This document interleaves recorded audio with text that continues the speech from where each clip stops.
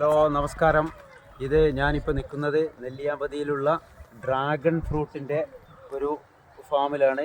ഇതിൻ്റെ പേര് dragon fruit എന്ന് പറഞ്ഞാൽ മലേഷ്യൻ റെഡ്. ഇതിൻ്റെ ശാസ്ത്രീയ നാമം എന്ന് പറയുന്നത് ഹൈലോസെറിയസ് കോസ്റ്റാറിസെൻസിസ് എന്നാകുന്നു. അതുപോലെ ഇതിൻ്റെ ഒരു പ്രത്യേകത എന്ന് പറയുന്നത് ഇത് 18 തരം ഡ്രാഗൺ ഫ്രൂട്ടുകളുണ്ട്, പല നിറത്തിലുള്ള. അതുപോലെ തന്നെ ഇത് കോൺക്രീറ്റിൻ്റെ കാല് വെച്ചിട്ട് അതിൻ്റെ മുകളിൽ ഒരു ടയർ ഫിക്സ് ചെയ്തുകൊണ്ട് അതിൽ കമ്പി അടിച്ചിട്ട് ചെയ്യുന്നതാണ്. അങ്ങനെ ഇത് പടർത്താൻ കഴിയുകയുള്ളൂ. അതുപോലെ തന്നെ ഇതിന് വെള്ളം വളരെ അത്യാവശ്യമാണ്. ഈ കോൺക്രീറ്റ് കാല് നാട്ടുക എന്ന് പറയുന്നത് ഒരു 2 അടി ഭൂമിയുടെ അടിയിലേക്ക് കുഴിച്ചിട്ടിട്ട് വളരെ ഉറപ്പോടുകൂടി മാത്രമേ ഇത് നാട്ടാൻ സാധിക്കുകയുള്ളൂ. ഇതിൻ്റെ പഴം എന്ന് പറയുന്നത് വിപണിയിൽ വളരെയധികം വില കൂടിയ പഴമാണ്. ഇത് പണ്ട് മുതലേ ഇത് കൃഷി ചെയ്തിരുന്ന ഒരു സാധനമാണ്. ഇത് വളരെയധികം വില കൂടിയ ഫ്രൂട്ടാണ്.